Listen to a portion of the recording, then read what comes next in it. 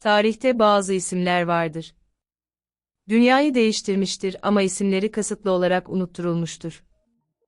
Kristof Kolomb'dan onlarca yıl önce okyanusları aşan, dev filolara komuta eden ve Afrika kıyılarına ulaşan bir amiral düşünün. Peki ya bu kişi Avrupalı değil de Çinli ise? Bugün tarihin tozlu sayfalarına gömülmüş bir gerçeği ortaya çıkarıyoruz. Çin'in unutulan büyük amirali Zheng He'nin inanılmaz yolculukları. Zheng He'nin hikayesi, bir imparatorluğun gücüyle bir insanın kaderinin nasıl iç içe geçtiğini gösteren eşsiz bir anlatıdır. 1371 yılında, bugün Çin'in Yunnan bölgesi olarak bilinen topraklarda dünyaya geldiğinde adı Mahe'ydi. Ailesi Müslümandı ve Orta Asya kökenliydi. Henüz çocuk yaşta Ming Hanedanı'nın bölgeyi ele geçirmesiyle hayatı geri dönülmez biçimde değişti. Esir alındı, saraya götürüldü ve hadım edilerek imparatorluk hizmetine verildi. Bu olay, onun için bir son değil, tarihin en büyük deniz yolculuklarına açılan kapının başlangıcıydı. Sarayda geçirdiği yıllar boyunca Mahe, olağanüstü zekası, disiplinli yapısı ve liderlik yeteneğiyle dikkat çekti. Zamanla Yongle İmparatorunun güvenini kazandı ve Zheng soyadını aldı. Artık sadece bir saray görevlisi değil, imparatorun en güvendiği adamlardan biriydi. Ming Hanedanı bu dönemde hem askeri hem ekonomik olarak dünyanın en güçlü devletlerinden biriydi. Çin, içe kapanık değil, aksine dış dünyayı tanımak, ticareti kontrol etmek ve diplomatik üstünlüğünü göstermek istiyordu. İşte bu noktada tarihin akışını değiştiren karar alındı. İmparator Yongle, okyanuslara açılacak dev bir hazine filosu kurulmasını emretti.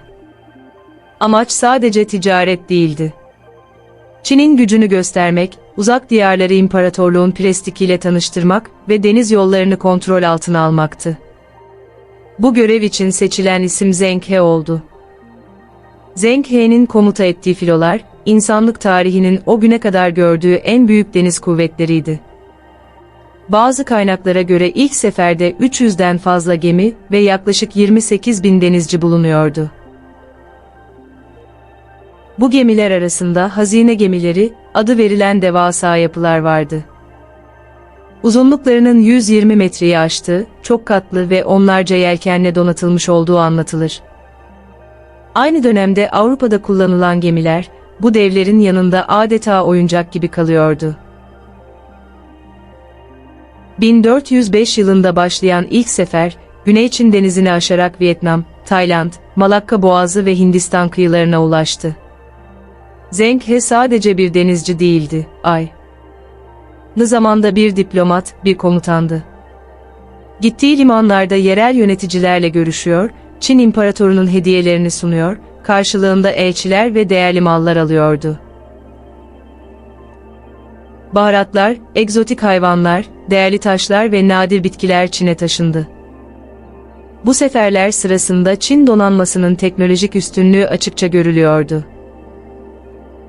Manyetik pusula, gelişmiş haritalar, su geçirmez bölmeli gemi tasarımları sayesinde okyanuslarda güvenle ilerliyorlardı.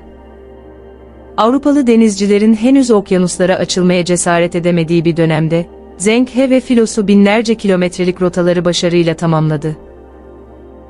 İkinci ve üçüncü seferlerle birlikte rota daha da genişledi. Hindistan'ın ötesine geçilerek bugünkü Sri Lanka, Bengal ve Arap Denizi'ne ulaşıldı. Zheng He bazı bölgelerde askeri güç kullanmak zorunda kaldı.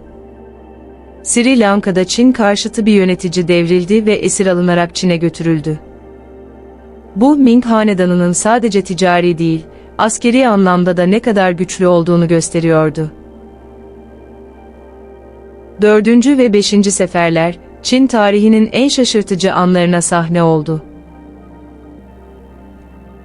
Filolar, Hürmüz Boğazı'nı geçerek Arap Yarımadası'na, Kızıldeniz'e ve Doğu Afrika kıyılarına ulaştı.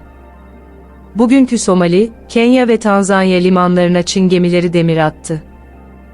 Bu bölgelerden getirilen zürafalar, Çin sarayında efsanevi yaratıklar olarak karşılandı. Halk, bu hayvanların gökten gelen kutsal varlıklar olduğuna inanıyordu. Zheng He'nin seferleri sadece ticaret ve keşif değildi. Aynı zamanda kültürler arası etkileşimin en erken ve en büyük örneklerinden biriydi. Çin porselenleri Afrika kıyılarına ulaştı, Arap astronomisi ve coğrafi bilgileri Çin'e taşındı. Bu karşılıklı etkileşim, dünya tarihinin genellikle göz ardı edilen bir yönünü ortaya koyuyordu. Küreselleşme, sanıldığından çok daha önce başlamıştı. Ancak bu olağanüstü başarı hikayesi uzun sürmedi.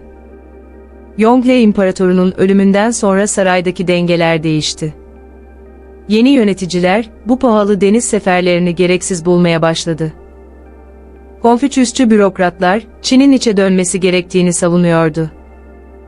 Deniz ticareti kısıtlandı, tersaneler kapatıldı, büyük gemilerin yapımı yasaklandı. Zheng He'nin son seferi 1433 yılında gerçekleşti. Bu yolculuktan sonra büyük amiralin nerede öldüğü bile tam olarak bilinmiyor. Bazı kaynaklara göre Hindistan dönüşü denizde hayatını kaybetti, bazılarına göre Çin'e döndü ve sessizce öldü. Ancak kesin olan bir şey vardı. Onunla birlikte Çin'in okyanuslara açılan kapıları da kapandı. Ming Hanedanı, Zheng He'nin seferlerine ait birçok kaydı yok etti. Haritalar imha edildi, günlükler saklandı ya da kayboldu. Bu bilinçli unutma süreci, dünya tarihinin yönünü değiştirdi. Eğer bu seferler devam etseydi, belki de Amerika kıtasına ilk ulaşanlar Çinliler olacaktı. Belki de dünya haritası bugün bambaşka görünecekti. Avrupa ise tam bu dönemde denize açılmaya başladı. Kolomb, Vasco da Gama ve Magellan, okyanuslara doğru ilerlerken Çin çoktan geri çekilmişti. Tarih kitapları Avrupa merkezli yazıldı ve Zheng He'nin adı yüzyıllar boyunca gölgede kaldı. Bugün arkeolojik buluntular, yazılı kaynaklar ve farklı coğrafyalardaki efsaneler, Zheng He'nin yolculuklarının büyüklüğünü yeniden gözler önüne seriyor.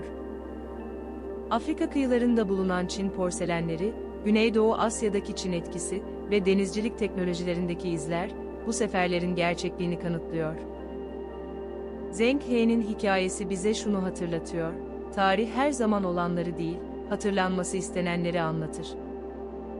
Okyanusları aşan bu büyük amiral, bir imparatorluğun gücünü dünyaya göstermiş, fakat kendi ülkesinin siyasi tercihleri yüzünden unutulmuştur. Bugün onun adı yeniden anıldıkça, dünya tarihine bakışımız da değişmektedir. Bu anlatı sadece bir denizcinin hikayesi değil, aynı zamanda fırsatların, tercihlerle nasıl yok edilebileceğinin de öyküsüdür. Zheng He, keşfetmiş ama fethetmemiştir. Güç göstermiş ama sömürmemiştir. Belki de bu yüzden, onun mirası sessiz ama derindir.